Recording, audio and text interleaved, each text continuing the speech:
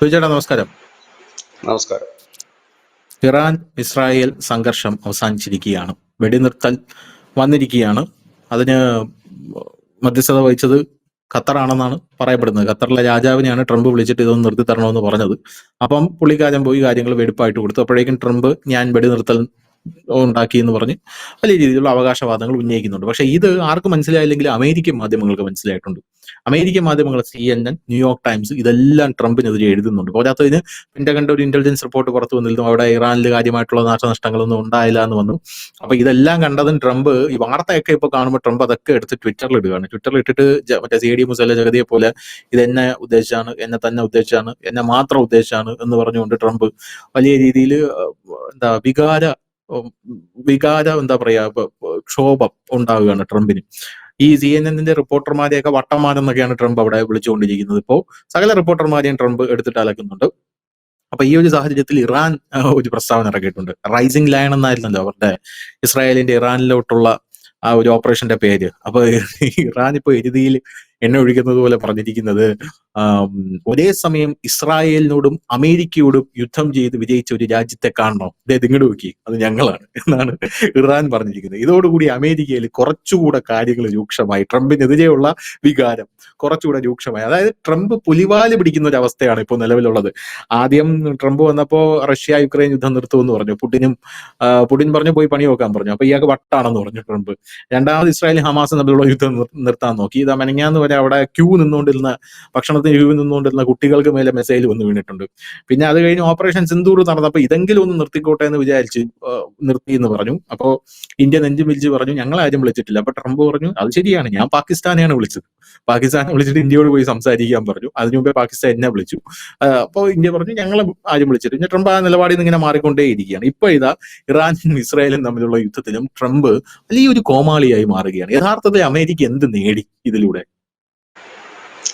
ശരിക്കും പറഞ്ഞു കഴിഞ്ഞാല് ഇതിനകത്ത് ഉള്ള ഓരോരുത്തർക്കും ഓരോ ലക്ഷ്യങ്ങളുണ്ട്. പ്രത്യേകിച്ച് ലക്ഷ്യമൊന്നും ഉണ്ടാകാതെ പോയ ആള് ട്രംപ് ആയിരുന്നു തോന്നുന്നു. കാരണം ഇസ്രായേലിനെ സംബന്ധിച്ച് ഇറാന്റെ കയ്യിലുള്ള ആയുധബലം, പ്രത്യേകിച്ച് അവരുടെ ബാലിസ്റ്റിക് മിസൈൽ അടക്കം അതിന്റെ ഒരു ശേഖരം കുറയ്ക്കുക എന്ന ഒരു വലിയ ലക്ഷ്യം ഇസ്രായേലിനുണ്ടായിരുന്നു. കാരണം ഇതാണ് പലപ്പോഴും ഈ ഹൂത്തികളുടെ കയ്യിലും ഹിസ്ബുള്ളയുടെ കയ്യിലും ഒക്കെ എത്തപ്പെടുന്നത്.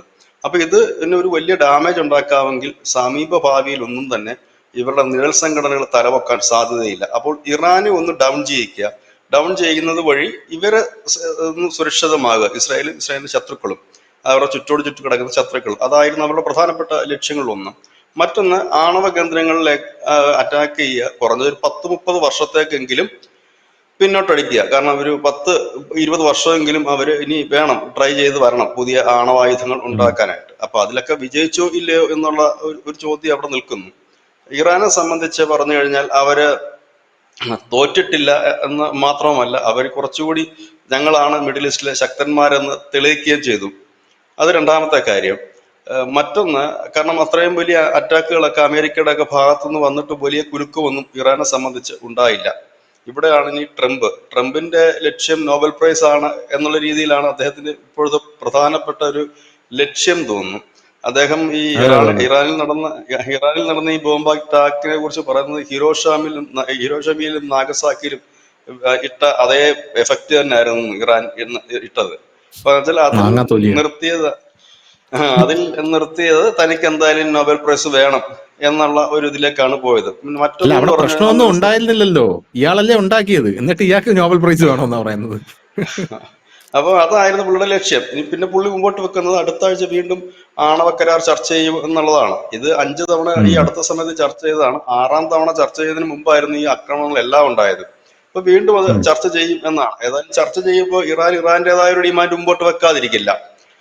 അപ്പൊ ആ ഡിമാൻഡ് ഏതൊക്കെ രീതിയിലായിരിക്കും അതിന് അനുമതി കൊടുക്കുക എന്നുള്ളത് ഒരു ചോദ്യം തന്നെയാണ്. പിന്നെ ഈ ഒരു യുദ്ധത്തിൽ നമ്മൾ കണ്ടൊരു കാര്യം, റഷ്യയും ചൈനയും അടക്കമുള്ള രാജ്യങ്ങൾ പരസ്യമായി തന്നെ ഈ യുദ്ധത്തിന് എതിരായിട്ട് സംസാരിച്ചുകൊണ്ട് വന്നു. പാകിസ്ഥാന്റെ ഒന്നും കേസിൽ ചൈനയൊന്നും പ്രതികരിച്ചിരുന്നതേ ഇല്ല. ദിവസങ്ങൾ കഴിഞ്ഞിട്ടാണ് പ്രതികരിച്ചത്. റഷ്യ മാത്രമായിരുന്നു ഈ പൽഗാം കൂട്ടക്കൊല നടന്നതിന് പിന്നാലെ ഒരു പ്രതികരണവുമായി എത്തിയത്. പക്ഷെ ഈ ഇറാന്റെ കേസിലേക്ക് വന്നപ്പോൾ അങ്ങനെയല്ല. കുറച്ചുകൂടി ശക്തമായിട്ട് അവര് മുഖ്യ ധാരയിലേക്ക് എത്തി വാൺ ചെയ്യുന്ന തരത്തിലേക്ക് വരെ പോയി. ഖമേനിയെ കൊല്ലരുത്, പ്രശ്നം രൂക്ഷമാകും എന്ന് പറയുന്ന തരത്തിലേക്കും ചൈന ഇറാന് ആയുധം നൽകുന്ന തരത്തിലേക്കും പോയി. അവിടെ ഇരുന്ന കിങ് ജോൺ ഉൻ വരെ ഇതിൽ കയറി അഭിപ്രായം പറഞ്ഞിട്ട് പോയി. അങ്ങനെ മൊത്തത്തിൽ എല്ലാരും കൂടെ കയറി അവിടെ അഭിപ്രായം പറയുന്ന ഒരു സാഹചര്യം വന്നു. ഇന്ത്യയുടെ നിലപാട് വ്യക്തമാക്കി ആ നിലപാടിൽ നമ്മൾ ഉറച്ചു നിൽക്കുകയും ചെയ്യുന്നു. കാരണം രണ്ടും സൗഹൃദ രാജ്യങ്ങളാണ്, രണ്ടുപേര് സംസാരിച്ച് നിർത്തണം എന്നുള്ളത്. അതിപ്പോ സംസാരിച്ച് തന്നെയാണല്ലോ നിർത്തിയിരിക്കുന്നത്. ഇന്ത്യ ഇടപെട്ടില്ലെങ്കിൽ പോലും സംസാരത്തിലൂടെ യുദ്ധം അവസാനിപ്പിക്കാൻ കഴിയുള്ളൂ. ഏതായാലും ഇതിന്റെ ഒരു ബാക്കിപത്രം എന്താണെന്ന് ചോദിച്ചാൽ, ആരും പരാജയപ്പെടാതെ നടന്ന ഒരു യുദ്ധം. ഇതിൽ ട്രംപിന്റെ റോൾ എന്താണെന്ന് മാത്രം ആർക്കും മനസ്സിലാകുന്നില്ല. കാരണം അമേരിക്കക്ക് ഈ ആണവ കരാറ് ചർച്ചയ്ക്ക് എടുക്കണമെങ്കിൽ ഇത്രയും വലിയ കോലാഹലങ്ങളൊന്നും ഉണ്ടാക്കേണ്ട കാര്യമില്ലായിരുന്നു. ഇതിനു മുമ്പ് തന്നെ ചർച്ച നടത്തി, ഇല്ലെങ്കിൽ മറ്റുള്ള രാജ്യങ്ങളെ കൂടെ ഒക്കെ ഇടപെടുത്തിക്കൊണ്ട് മുമ്പോട്ട് പോകാമായിരുന്നു. ഒന്നാം ട്രംപിന്റെ കാലത്താണ് ഈ കരാറിൽ നിന്ന് ഏകപക്ഷീയമായി പിന്മാറിപ്പോവുകയായിരുന്നു ട്രംപ് ചെയ്തത്. അന്ന് എന്തുകൊണ്ടാണ് പിന്മാറിപ്പോയതെന്നുള്ളതാണ്. ബാക്കിയുള്ള വമ്പൻ രാജ്യങ്ങളിലേക്ക് മുൻപിൽ വെച്ച് ഒപ്പിട്ട ഒരു കരാറിൽ നിന്ന് അദ്ദേഹം തന്നെയാണ് ഇറങ്ങിപ്പോയത്. ഇനി വീണ്ടും ആ കരാർ തന്നെയാണോ വരുന്നത് എന്നറിയില്ല. ഇപ്പോൾ ഈ സമ്പുഷ്ട യുറേനിയം അത് പുറത്തുള്ള ഏതെങ്കിലും ഒരു സ്ഥലത്ത് വെച്ച്, പുറത്തുള്ള ഏതെങ്കിലും ഒരു രാജ്യത്ത് വെച്ച് അതിന്റെ പ്രോസസ്സിങ് നടക്കട്ടെ എന്നുള്ളൊരു ഡിമാൻഡാണ് ഇപ്പോൾ അമേരിക്ക വെച്ചിരിക്കുന്നത്. അതങ്ങനെ അതിനുള്ള സാധ്യതകളുണ്ടോ എന്നറിയില്ല. കാരണം നിലവിൽ റഷ്യയാണ് ഈ ഇറാനിലുള്ള അവരുടെ ആണവ കേന്ദ്രങ്ങളുടെ മുഴുവൻ നടത്തിപ്പും ടെക്നോളജിയും എല്ലാം ചെയ്യുന്നത്. അപ്പോൾ ട്രംപിന്റെ ഈ ഒരു ഐഡിയ മുമ്പോട്ട് വെക്കാൻ സാധ്യതയില്ല, അവർ അംഗീകരിക്കാൻ സാധ്യതയില്ല. അതുമാത്രവുമല്ല, ചൈനയൊന്നും ആ തരത്തിലേക്ക് ഒരു ഡിമാൻഡിന് ഇറാനെ പ്രേരിപ്പിക്കത്തുമില്ല.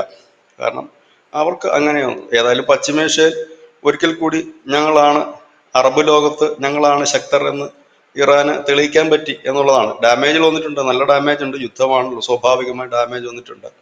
ഇസ്രായേലിന്റെ മണ്ണിലും അത് പതിച്ചിട്ട്. കാരണം ശക്തരായ രണ്ട് രാജ്യങ്ങളാണ് ഇസ്രായേലും ഇറാനും. അല്ലാതെ നമ്മുടെ ഈ ഹൂത്തികളെ പോലെയോ ഹമാസിനെ പോലെയോ അല്ല, രണ്ട് ശക്തരായ രാജ്യങ്ങൾ. ആ രാജ്യങ്ങളാണ്. ആ രാജ്യത്തിന്റെ യുദ്ധം ഇനിയും നീണ്ടുപോയിരുന്നുവെങ്കിൽ ഹോർമുസ് അടക്കം അടച്ചിടേണ്ട ഒരു സാഹചര്യം വന്നേനെ. അപ്പോ ലോകം മുഴുവൻ ഇതിൽ പെട്ടുപോയേനെ. പക്ഷെ എന്തായാലും അത്തരത്തിലേക്ക് കാര്യങ്ങൾ നീങ്ങിയില്ല. പക്ഷെ ഇത് ഇവിടെ കൊണ്ട് തീരുമോ ഇല്ലയോ എന്നുള്ളത് കാത്തിരുന്ന് കാണേണ്ടതായ കാര്യമാണ്. കാരണം ഈ ഇസ്രയേല് ആയതുകൊണ്ട് തന്നെ ഇടയ്ക്കിടയ്ക്കൊക്കെ അറ്റാക്കിന് സാധ്യതയുണ്ട്. പ്രത്യേകിച്ച് അവരുടെ ആണവ ശാസ്ത്രജ്ഞന്മാരെയും മറ്റുമൊക്കെ ഇനിയും കൊലപ്പെടുത്താൻ സാധ്യതകളുണ്ട്. അങ്ങനെയെങ്കിൽ തിരിച്ചടി എങ്ങനെ ആയിരിക്കും എന്നുള്ളത് ഒരു ചോദ്യമാണ്. പിന്നെ ഖമേനിക്ക് ഒരു റിട്ടയർമെന്റ് ആയിരിക്കും അമേരിക്കയുടെ മനസ്സിലുള്ളത്, മാന്യമായ ഒരു വിടവാങ്ങൽ. കഴിഞ്ഞ ദിവസം ഖമേനി അദ്ദേഹത്തിന്റെ പിൻഗാമികളൊക്കെ പ്രഖ്യാപിച്ചതായിട്ടുള്ള വാർത്ത കണ്ടു. അങ്ങനെയെങ്കിൽ ഖമേനിക്ക് ഒരു നന്നായി ഒന്ന് മടങ്ങിപ്പോകാൻ വേണ്ടിയിട്ടുള്ള ഒരു വഴി ഒരുക്കുന്നു. ഒപ്പം തന്നെ സിവിൽ ആവശ്യങ്ങൾക്ക് വേണ്ടിയിട്ടുള്ള ആണവ പദ്ധതികൾ അതിപ്പോൾ തന്നെ ഉണ്ട്. അത് അങ്ങനെ പോകട്ടെ. അതിന് പഴയതുപോലെ തന്നെ ആണവ ഏജൻസി അവരുടെ ചെക്കിങ്ങും മറ്റുമൊക്കെ ഉണ്ടാകും. അതങ്ങനെ പോകട്ടെ എന്നായിരിക്കും ഇപ്പോൾ എടുക്കുന്ന ഒരു ധാരണ. പക്ഷെ ഇസ്രായേൽ ആയതുകൊണ്ട് ഇടയ്ക്കിടയ്ക്ക് അറ്റാക്കുകൾ ചെയ്യാനും അങ്ങോട്ടും ഇങ്ങോട്ടും ഇത് യുദ്ധത്തിന്റെ അന്തരീക്ഷം സൃഷ്ടിക്കാൻ കഴിയും. താങ്ക് യു ചേട്ടാ, താങ്ക് യു സോ മച്ച്.